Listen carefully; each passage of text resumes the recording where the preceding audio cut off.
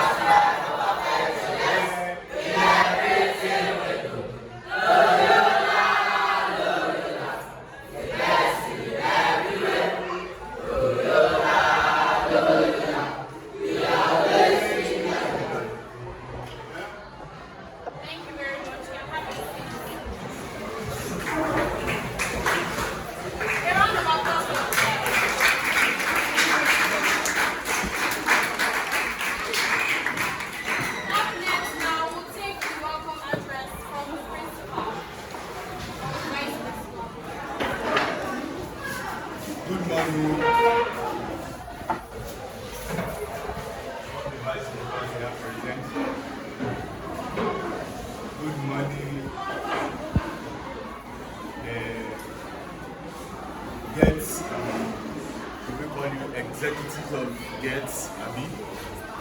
Alright.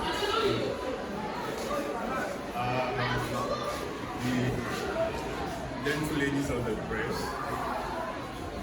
and then of course our students. I'm sure you're all happy to be here because among many you have been chosen to represent not only your fellow students, but to represent yourself. And I'm sure you are here in spirit, in mind, and in body. I'd like to thank the executives for deeming it fit to come to our school. Out of many schools that we have gone to, we have chosen Loyola College. You give them a round of applause.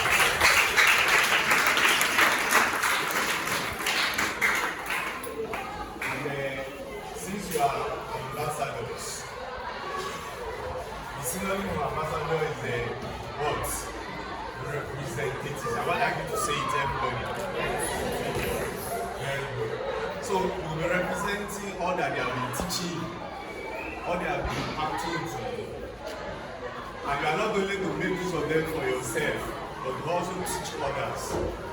So that at the end of the day, you have this thing replicated down the line. I pray that as you have learned and you have these things at your fingertips, you will continue to be useful for you and society at large. Once again, I thank you and I welcome you. God bless you.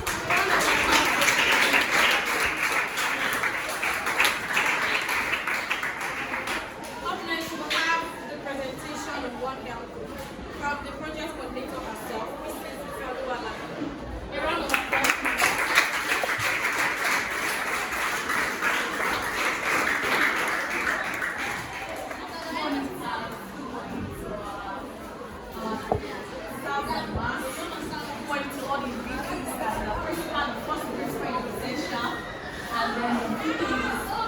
Teachers, to our ambassadors, and to the press, and to everybody present.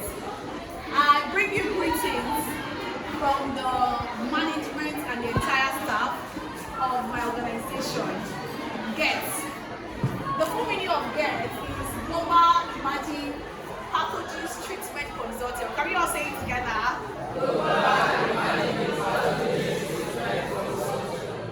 Alright, can we do that again? Global Emerging Pathogens Treatment Consortium. And then in short, we call it GETS. Who are we? I'm sure this is not the first time we are meeting us. From the year 2020 or 2021, we've been fortunate to be coming to this school, and I want us to, everybody here, the student, I want you to appreciate the management, our VPs, our principal for giving us the audience. Let's appreciate it.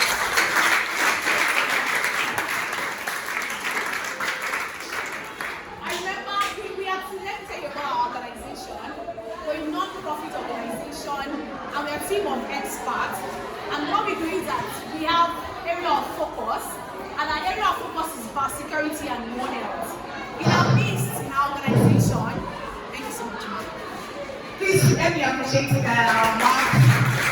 Wow. Thank you so much, ma'am. In our organization, we have a team of researchers, scientists, professors, policymakers, naming professors across several countries, several African countries. And then we have our head of secretariat in Nigeria. And what are we really into? My organization, like I said, is a non-profit organization. When you talk about a non-profit organization, that means whatever we're doing as an organization is not for profit. We're not making profit. And the best way to be able to identify us is that every of the things that we give out are free. We're not making any money, we're not here to make money, or we're not here to collect money. But we have a message, and our message is clear. And the message is One Health and Biosecurity. We want to make this world safe. In our midst, like I said, in our organization, we have medical doctors, we have public health scientists, we have researchers. And everybody is working together to make sure that myself, the environment, you, everybody can dwell in a safe place. Now, what we usually do in the past, because of the nature of our job and the nature of our message, our audience are high-profile people. When we talked about it, we need to bring this message in a simpler way to young generation. Because they say we are leaders of what? Of tomorrow. And the leaders of tomorrow, if you don't develop them, they will not become, even if they become a leader, they will not become the best of the leader. And that's why we started this project, which is called the Get One Health School Project. What's the name of our project? So I remember vividly that we have had to do 3 programs here. Number 1, we had to mark the World Environmental Day. I remember who was here when I was around then. We were upstairs and then we were telling you how to keep the environment safe. And I also remember that we came here to also mark the World Antimicrobial Week. Who was there then too? When we talked about how to stop the abuse of antibiotics. And now, we decided to start this project and I'm sure then, I want us to really appreciate Mr. Muradeyo for being supportive. Thank you so much, sir. So I remember in the year 2021, with the support of the Oyo State Ministry of Education, our project was approved. And then we made it known to the ministry that Loyola happens to be one of the schools that we have adopted. And we had an official inauguration in 2021. We had a representative of your school. I'm sure you can see the picture of your colleagues on the banner. You can see that. Is that not Loyola? That was Loyola. Now, we knew, because of, now, we inaugurated ambassadors. And then we'll soon go to that, area. Now, but why is One Health important? The reason why I am here I'm going to use this 10 minutes or 5 to 10 minutes to educate you about One Health. So that when we inaugurate the ambassador officially today, you know the reason why, we are inaugurating them. Because, imagine we say, when the purpose of the thing is not known, abuse is what? Is inevitable. So that you will not think that it's like another program in town. They ask you to come and become an ambassador and I'm there. No, we want you to understand, and this information is for everybody. Now, when you talk about One Health has to talk about I'll call it, like I said, it's a technical knowledge, but I'll find a way of making it simpler. One Health is a concept that talks about the relationship between the animal health, the human health, the plant health in the environment, living together in a shared environment. What did I say? One Health is a concept that talks about the health of human, the health of animal, the health of plant in a what? Shared environment. Now, it's very simple. How many living things do we have? We have human, animal, and plant, right? And we are all living together in what? In the environment, or you can call it the ecosystem. Now, So one Netman talks about the relationship, the connection, the interconnection between how human health can be affected by the health of the animal, or how the health of the animal can affect the health of plants, or how the state of the environment can affect everybody. I want to give you an example. I'm sure all of you, in 2020, there was a school lockdown, right? Because of what? Because of what? Now, in the news when coronavirus broke, you know, the researchers said that coronavirus came from a what? A fish market. Is that not so? And from the fish market, do you know how many people that died from it? It was a lot. It was a lot. We're talking about millions of people. And one thing about this coronavirus, it didn't just affect what? It didn't just affect Nigeria, it affected what? The whole world. And when disease came out from the fish market, that means maybe it must have been as a result of maybe an animal was not healed. And human being consumed the animal, and before you know it, human being became what? Became sick, and before you know it, the sickness was spread everywhere. And because of that, were you able to go to school? Oh, we were not able to go to the market. Even myself, I could not go to work. Everybody had to stay at home. So that talks about that your health is is directly proportional or is dependent on the health of the animals. That means if you go to the market with your money and you consume and you buy an animal, you don't know that the animal, you purchase an animal and you're not aware that the animal is sick and you eat the animal. You know what? Just one person and destroy a whole city. Just one person. Because coronavirus must have come from just one person. And from that one person, you know, the whole world was affected. Also, I want to take you to the story of Ebola. How many of you have heard about Ebola before? Good. Thank God that we were able to have a health practitioner that came to the rescue. The issue of Ebola was also that Ebola came from, as a result of little children like you, that they went into the forest hunting for bats. And from that bat, you know, the children were just playing and hunting for bats. And from bats, they got Ebola, and then maybe the Ebola virus must have been in one of the bats. They hunted a bat, they brought it home to their parents, and before you know it, the whole community started dying. And before you know it, they found out that it was Ebola. So that means that it is very important that we begin to take cognizance of the human health, the animal health, and the plant health. Even let's talk about, I'm sure you must have heard it in the news, maybe your parents must have said it, that there are some families that they died after eating a particular type of food. How many of you have heard that story before? They said after they consumed a particular food, they all died. That means they must have eaten a poisonous, plant. I remember when I was also in secondary school, there was something they called Gamali 20. How many of you have heard about Gamali 20? Yeah, my teacher would say in agriculture that fishermen usually use Gamali 20 to what?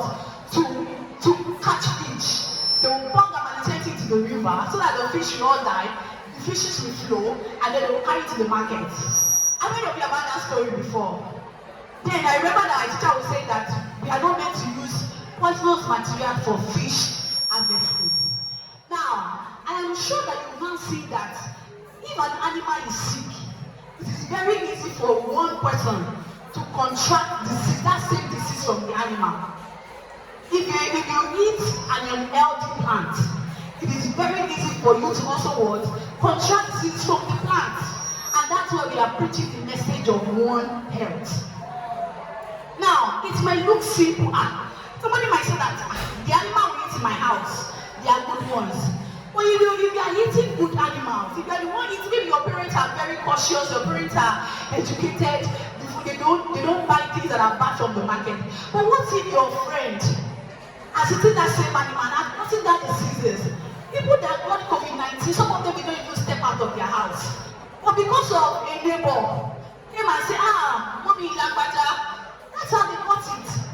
So it is very important that you have to be your neighbor's neighbor's what? You have to be your neighbor's keeper, your brother's keeper. It's not even about you. Because when COVID-19 happened, COVID-19 started from what? One in China. From one in China, it started what? Coming out to Nigeria. From Nigeria spread everywhere, or from China it spread around the whole world. And I also want to tell you again, you know why one health is also important? It's important because there is now close contact between human beings and animals. There is what? Close contact between human beings and what? And animals. Let me give you an example. Don't lie. How many of you have rats in your house? You have rats, yes. Because you have rats in your house, that means Lassa fever is closer to anybody than before. You must have heard there was a time there was Lassa fever in Nigeria. And it's even still, And through Lassa fever, many people have also died. And where does Lassa fever came from? It's originated from rats, where there is a particular species of rat. But you might not know if that species of rat has found the way to your house. How many of you have cockroaches? You have cockroaches in your house. Yeah. Some of us, we even go to hunt animals in the bush. So what we are telling you now is that there is now a closer relationship between human being, animal, and plants. And that's why when we are talking about medicine is no longer we're just treating human being alone. So many sectors are coming together. Medicine, I am a plant scientist. I study botany in the university.